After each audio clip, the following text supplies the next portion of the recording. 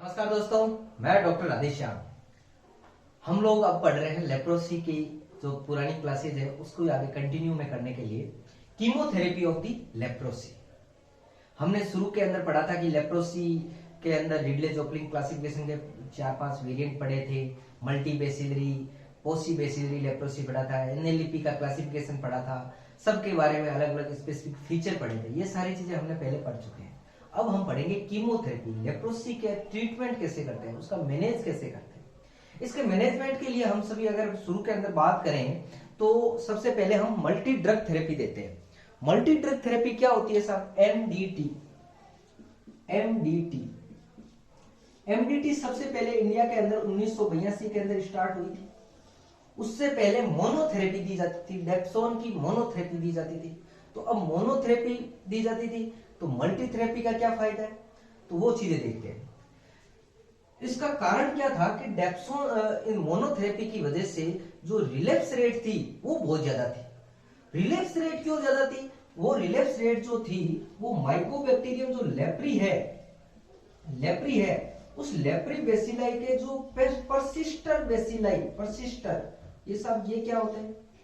परसिस्टर वो बेसिलाई होते हैं जो बेसिलाई जिस बेसिलाई पे ड्रग इफेक्ट नहीं कर रही है वो अपने आप को प्रोटेक्ट कर लेते हैं, उस ड्रग से वो डिस्ट्रक्शन होने से बच जाते हैं। उन बेसिलाई को क्या कहते हैं?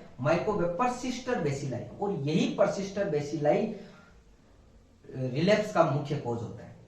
अगर हम बात करें एक लेप्रोसी के एमबी टाइप की मल्टी बेसिलरी लेप्रोसी के अंदर 10 की घात लगभग 10 माइकोबैक्टीरियम लेप्री बेसिलाई होते हैं। वो क्या होते हैं? वायबल होते हैं। ये जनरल ये क्लास हम इंट्रोडक्टरी क्लास है कीमोथेरेपी। 10 की घात 6 ये होते हैं, ये वायबल बेसिलाई होते हैं।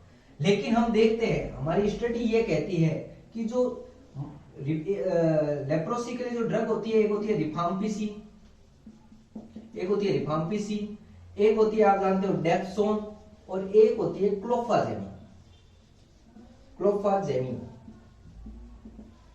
हमने ये स्टडी से देखा कि 10 की घात 7 वाइबल बेसिलाई में से एक बेसिलाई क्या काम कर रहा है? परसिस्टर का काम कर रहा है। 10 की घात 7 बेसिलाई में से 10 की घात 7 में से एक बेसिलाई परसिस्टर का काम करता है, जो मुख्य रूप से रिलैप्स का मुख्य कॉज होता है। डेप्सोन के अंदर हमने देखा, स्टडी किया 10 की घात 6 में से एक, और क्लोफाजेमिन में 10 की घात 6 में से एक बेसिलाई क्या होता है? वो ड्रग्स से बच जाता है।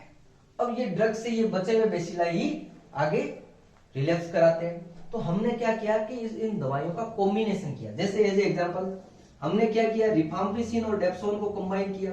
जब रिफाम्पिसिन डेप्सोन को कंबाइन किया तो जो परसिस्टर है उनका रेशियो क्या हो गया? 10 की घात 1 कितने में से? 13 में से। ऐसे अगर हमने इन तीनों दवाइयों को जोड़ दिया, रिफाम्पिसिन, क्लोफाजेमिन और डेप्सोन, तो जो परसिस्टर है वो कितने हो गए? 10 की घात 1 कितने बेसिलाई में से? 19 में से। 6 6 12 और 7 19। तो क्या, लेकिन हमारे पास वाइबल बेसिलाई क्या है? केवल 10 की घात 10 ही है। तो जो परसिस्टर होने की प्रोबेबिलिटी है, जब दवाइयां कंबाइन की, परसिस्टर होने की जो प्रोबेबिलिटी है वो क्या हो गई? कम हो गई। अब परसिस्टर माइकोबैक्टीरियम कम हो गए तो रिलैप्स की रेट भी कम हो गई। तो ये हमारा मल्टी ड्रग थेरेपी का जो कंसेप्ट है वो, उसका कंसेप्ट ये है इन परसिस्टर बैक्टीरिया को कम से कम करना। ये एक जनरल बात हो गई। आगे हम देखते हैं। अब हम आगे देखते हैं कि क्या चीजें होती है। एमडीटी हमने पढ़ा। एमडीटी के अंदर 3 दवाइयां होती है, आप जानते हो, डेप्सोन, इसके अलावा क्लोफाजेमिन और रिफाम्पिसिन। डेप्सोन नॉर्मली 50 से 100 मिलीग्राम पर डे देते हैं। क्लोफाजेमिन में क्या करते हैं कि एक मंथली डोज देते हैं 300 मिलीग्राम की, उसके बाद में 50 मिलीग्राम की डेली डोज देते हैं। और रिफाम्पिसिन की मंथली 600 मिलीग्राम सिंगल डोज देते हैं। हमने जब स्टडी की तब देखा कि रिफाम्पिसिन की 600 मिलीग्राम सिंगल डोज है। 600 मिलीग्राम ये सिंगल डोज 99.99 माइकोबैक्टीरियम बेसिलाई है, उनको डिस्ट्रॉय करने के लिए सफिशिएंट है। Single dose of the rifampicin 99.99% को सफिशिएंट है। तो फिर साहब हम इतना लंबा ट्रीटमेंट क्यों चलाते हैं? हमारा टारगेट जो परसिस्टर है 0.01% जो वाइबल बेसिलाई है, परसिस्टर बेसिलाई है, उनको डिस्ट्रक्शन करने का लिए हमारा जो मेन लंबी थेरेपी 6 to 12 मंथ की थेरेपी है वो मेन टारगेट होता है। लेकिन इन दोनों को इफेक्ट आने में लगभग 6 से 12 महीने लग जाते हैं। तो ये चीज एक जनरल बात है, हमें ये ध्यान रखना चाहिए कि रिफाम्पिसिन की सिंगल टेबलेट, एक टेबलेट 99.99% को डिस्ट्रॉय कर सकती है। अब एक चीज हम देखते हैं, जैसे तीन वाइबल बेसिलाई है, ए, बी और सी।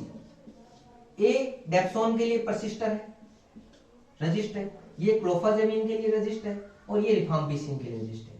तो हमने जब थेरेपी शुरू की तो सिंगल डोज रिफाम्पिसिन की सिंगल डोज इन दोनों बेसिलाई को डिस्ट्रॉय कर सकती है, लेकिन इसके अंदर जो परसिस्टर पड़ा है उसको डिस्ट्रॉय करने के लिए 6 से 12 महीने लग जाते हैं इन दोनों दवाइयों को। तो इसीलिए हम जो मल्टी ड्रग थेरेपी है 6 मंथ, 12 मंथ, कभी कभी हम 2 साल तक चलाते हैं, उसके ये सारे कंसेप्ट है।